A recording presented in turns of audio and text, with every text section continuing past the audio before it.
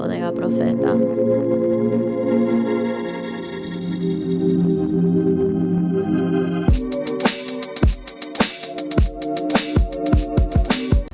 Hi everyone, it's Bodega Profeta. Welcome to my YouTube channel. And this is a new episode I'm filming about the book of Hebrews. Also, I did write some notes earlier this week about suicide, so I kind of wanted to tie it in into the book of Hebrew. Why did I choose this topic of suicidal thoughts? Because it's something that is so commonly spoken about that it's so normal. My friend was like the other day, who hasn't thought of killing themselves? My cousin as well, who hasn't thought of killing themselves? We've all thought about it. Why is life so hard? Why is life so painful? Why is faith tested consistently? I don't know if I said this before, but I'm going to say it again if, I did. I am a firm believer that we live with an option, and that is to live with God or live with the devil. And the both of them reside in us. It's just who we are really willing to follow. I hear all the time that religion is going to become obsolete or is becoming obsolete. And I like to think that that's not true. Because words of manifestation, I can always continue to say faith will never die. At least my faith with God will never die. But have I had suicidal thoughts when I lost all faith? Yes. I have. And, there's a lot of people that have gone through with it. And it's a very sad thing. And, if we could spread awareness and really talk about something that's uncomfortable to talk about, maybe we can help people heal themselves and restore faith, even if it's not faith with God. You don't have to believe in God. I would love for everyone to believe in God, but it's not my decision. But at least if you have faith in yourself, if you have faith in love, if you have faith in your family, if you have faith in something, it'll keep you alive. It'll keep you here. We all have a purpose. Life is not just about suffering, even though it feels like that sometimes for a lot of us.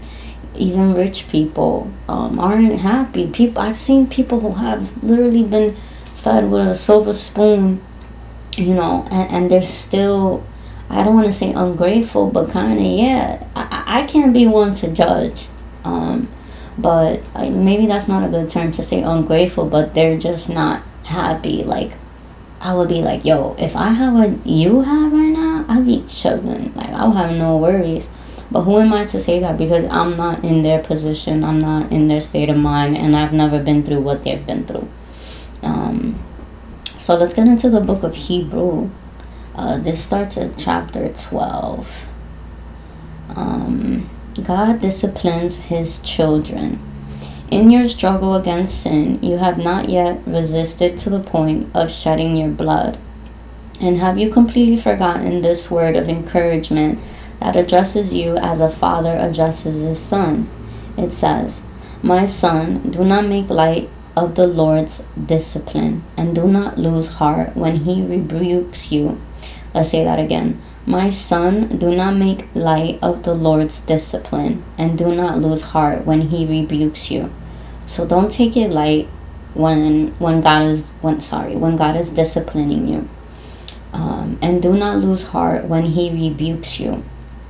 That's kind of like we be losing faith when we're at our lows, and a lot of people get angry with God when things go wrong, when we lose people, when people get sick that we love. And I've definitely been in that position before, but as I got older, my faith was tested, obviously, just like everyone else. I had been angry at God when I was a child, to the point where I stopped believing in God, and then I regained my faith again. pretty recently, which I'm very grateful for. So do not lose heart when he rebukes you, because the Lord disciplines the one he loves, and he chastens everyone who accepts as his son. And he chastens everyone he accepts as his son. So basically, he's saying just like a father disciplines their child, or like a mother disciplines their child, God is disciplining us. Endure hardship as discipline. God is treating you as his children. For what children are not disciplined by their father? So they disciplined us for a little while as they thought the best. But God disciplines us for our good, in order that we may share in his holiness. No discipline seems pleasant at the time, but painful. Later on, however, it produces a harvest of righteousness and peace for those who have been trained by it. Exactly. So, what, we don't know why, because that's the first question, is why. When you're at your lowest, it's like, why? We don't know. It's later down the line when you're like, oh, God was preparing me for this, or the universe was preparing me for this. So that's one of the main key points of keeping faith. Don't question it. And even though it's painful, it is really painful to be at that low. Keep something that gives you or reminds you of why you've been pushing, because even though you've been at that point where you're at your lowest, you've been pushing for a while. You've been working on something. You've been putting effort into something. Point blank, there's some people that don't want to do anything for the rest of their life, and that just want to chill, have fun, cook, eat, travel, relax. And that's okay. That's still something to live for, And then there's some people that want success. They want to help the world. They want to do this. They want to do that. There's a lot of things that we hold dear to ourselves. Something that will always kind of bring me back when I'm sad is I keep my Bible by me like 24/7. If I go to work, I put it in my bag. If I have to travel for work, I put it in my bag and I take it with me to work. It's something that helps with my anxiety. I don't even have to read it. I just have to have it by me. When I'm home, I do read it a lot. When I'm sad, I'll try to just randomly open to any part of the Bible and either read a verse or mostly the Psalms. Prayers, words of manifestation, guys. I'm gonna just keep repeating that helps the most.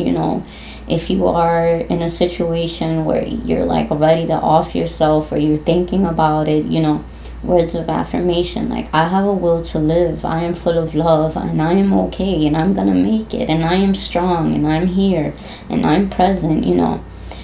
There's so many things you can say. Maybe I'm thinking about getting a marker and just writing on this mirror, if I can, words of affirmation that I can see daily when I'm getting dressed, or when you're opening your fridge, a message to yourself to remind yourself, you are light, you are love, you're awesome. So let's see. Make every effort to live in peace with everyone and to be holy. Without holiness, no one will see the Lord. See to it that no one falls short of grace of God, and that no bitter root grows up to cause trouble and defile many. See that no one is sexually immoral or is godless. For who is a single meal sold his inheritance rights? I kind of skipped a part. So it said, I'm going to repeat the sentence. See that no one is sexually immoral or is godless like Esau, who is a single meal sold, for a single meal sold his inheritance rights as the oldest son. Bible likes to point fingers at people who do wrong. Learn by example. I kind of like Googled it, Esau, yesterday, but there's like a little different stories. But over here it says he's sold all his inheritance rights for a single meal. After he wanted his inheritance as a blessing, but he was rejected. Even though he sought the blessing with tears, he could not change what he had done. Basically, that's just giving us there's repercussions for what we do. Not saying that every time you're down in a pit is just because of you. There's a lot of factors that go into account. But inherently, we are the creators. God is kind of just like, I'm gonna fall back and see what you guys do. They're saying that there's consequence and that without discipline, how you gonna learn? But at the end of the day, I know that there's many things that I can't blame on God. I can only blame it on myself. And I feel like even when I didn't believe in God, the people that love me and the people that I've passed that love me and they're in the spiritual realm right now are protecting me and kind of guiding me to find God again, which is something I'm very grateful for. And it's interesting that it talks about roots, because roots is essentially our ancestors, our family. We're all tied into this family tree, and we're all connected, right? So that's something that I am very grateful that my family has had faith in the past, and they still do. My family is very firm believer of God, at least most of them. So big shout outs to our ancestors who are always protecting us and looking for ways to bring us back to God.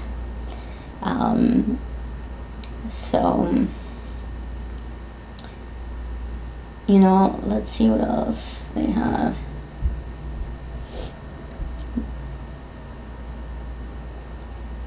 Basically, a couple of the last sentences. See to it that you do not refuse him who speaks. If he did not escape when they refused him who warned them on earth, how much less will we, if we turn away from him who warns us from heaven? At the time his voice shook the earth, but now he has promised, once more I will shake not only the earth but also the heavens. The words once more indicates that removing of what can be shaken, that is, created things so that we cannot be shaken, may remain. Therefore, since we are receiving a kingdom that cannot be shaken, let us be thankful. So worship God acceptably with the reverence and awe. For our God is a consuming fire. So those last sentences, they're talking about how when God speaks and he, when God is upset, like the whole earth will shake, the whole earth will rumble. And then it says, therefore, since we are receiving a kingdom that cannot be shaken, let us be thankful and so worship God acceptably with reverence and awe. For our God is a consuming fire. I kind of had to reread that last God is a consuming fire again and again yesterday, because I'm like, what do you mean? And then I kind of figured, the fire, God is consuming fire. Is God consuming fire for us? And why is earth shaking, and why does it feel like the earth is at its wit's end? Every 10 years I'm seeing a repetitive cycle of every 10 years things happening, like for me repetitively, and for the world repetitively. It was 10 years ago there was a mass shooting at Sandy Hook. And then another 10 years later, we have another shooting at an elementary school, besides all the other shootings that's been happening, you know. And for me, 10 years ago, I experienced something, and then 10 years later, I experienced almost not the same thing, but similar. So, you know, is that me being disciplined again and again at my own fault, you know? Yeah. And at what point am I gonna learn, you know? And, you know, so this is a very touchy episode for me, because I did start off with like the suicidal thoughts, and how am I tying it into the book of Hebrews, chapter 12, you know? It's all about, for me, I feel like we have to pay attention to the signs, pay attention to your gut feelings. You know, our gut feelings can be misleading sometimes, with anxiety and stuff, but for the most part, our gut feelings are always right. It's just knowing how to go about it. I don't want to get too personal, but obviously, like, I've had gut feelings before, and I really don't, like, I'll go for it, and then I'm like, no, everything's gonna be fine, you know. And then it ends up not being fine. Trust your gut feeling, and that's definitely God. Also, things I want people to pay attention to. If you ever get a feeling on your left side of your body, whether it's like your fingertips, your arms, everywhere on your left side, sometimes I feel like someone's pinching me in a part of my body that I haven't even been touched. And I pay attention to things like that. Call it my angels, my spirit guides. I lead with my left. Everything that I try to do, I lead with my left, and my right will follow. So what's the point that I'm talking about, like, these pinches or sensations that I feel on the left side of my body? I feel like those are our spirit guides giving us a message. How do they give us a message? So what happens is, when I feel something like that, a sensation or a random high frequency sound, I look at the time. And when I look at the time, I Google angel number, I Google Bible. Right now it's 5:37 p.m. So let's do 5:37 Bible. So it's gonna come up with a verse, Matthew 5, chapter 5, line 37. And this is random, like, I just randomly picked this, obviously. But let your communication be yeah, nay, nay, for whatsoever is more than these cometh of evil. Okay. Let's try to get a simpler version. All you need to say is simply yes or no. Anything beyond this comes from the evil one. What? Now I'm about to read the whole chapter, guys. So we said 30.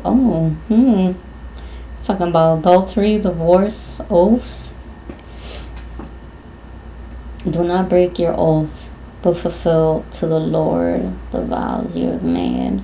Okay. This is in the same paragraph for line 37.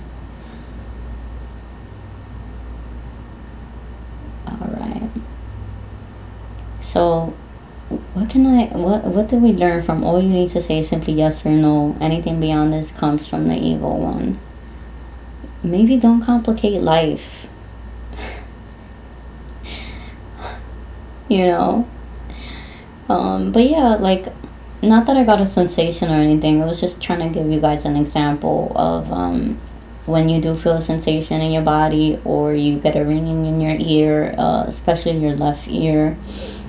You know, Google the time, and then Bible verse, and something will pop up. So we said 537. I'm gonna do angel number, because these angel numbers have also helped me, these messages.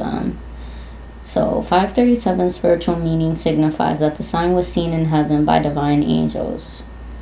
God is one in essence and in person, in whom there is a trio, and that the Lord is that God. And God wants to make you believe in self-worth, faith, and ethics of God. So yeah, that's a perfect, that I looked at the time and a message for the angel number, the Holy Trinity, spirit, mind, body, soul, God. Like, it's just, we have God in us. He created us from dust, but how did he give us life? He gave us the breath of life. He literally breathed into us and gave us his powers.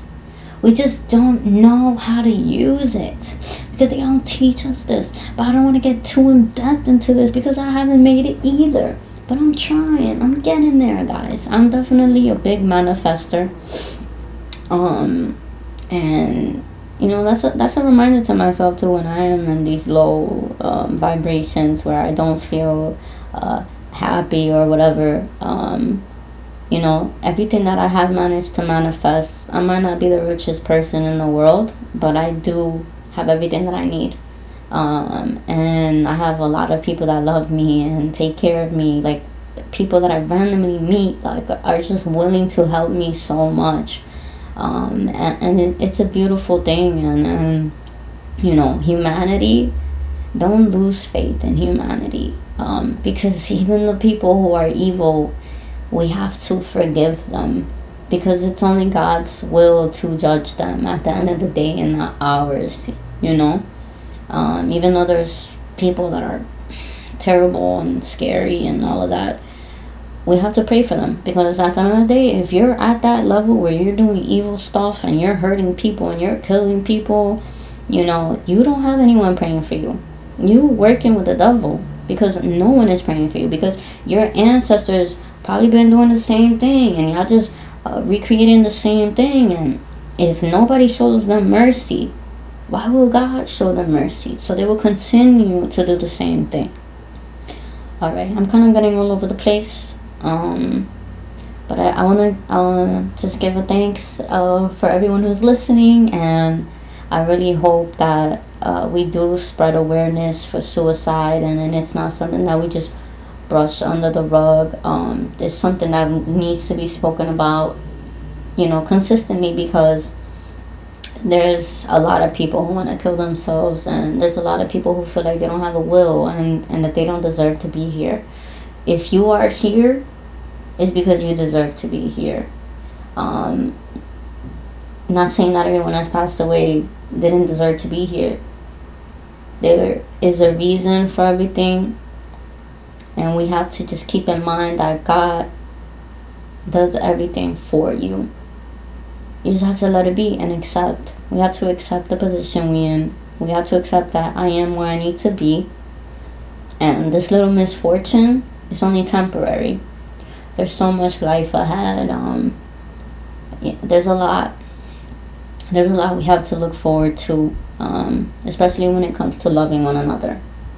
Take your time if you like to be alone in solitude. But remember, there's always someone who's willing to listen to you, who's willing to be there for you.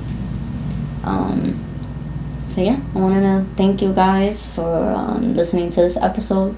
Please like and subscribe, and I'll see you next time. Next time we're gonna probably be talking about Gemini season ending and going into Cancer season, right? That's next. Yep, Cancer season. All right, thanks guys for watching. Take care. Bodega Profeta signing out.